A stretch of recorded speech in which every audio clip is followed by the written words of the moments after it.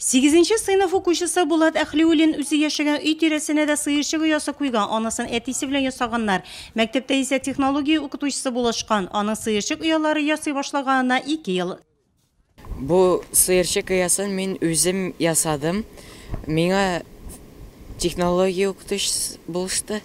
Безнең төп бурыч табигатьне сакларга. 3 елдан бирле Нурлат урманчылыгы шәһәр гимназиясенә шифлык итә. Шуңадан мондай акцияләрне алар бергәләп үткәрә.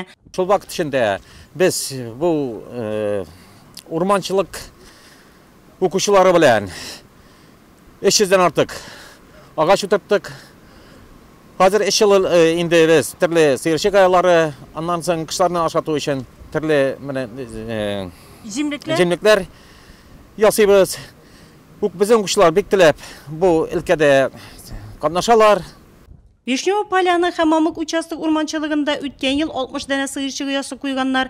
Быелда план буенча әлеге саннан ким булмаячак. Акциядә Вишнева Поляна участок урманчылыгына 20се куелды. По наступлению весны мы начинаем... Яз җитү белән без сыерчык оялары элә башлыйбыз. 1 гектар урман җиренә 5 дәнә оя куела.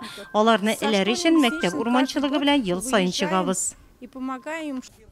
Нурлат урманчылыгында эшләр кыш оялары кую белән генә шикләнмәй, тиздән агач үсентеләре утыртырга тотыначаклар.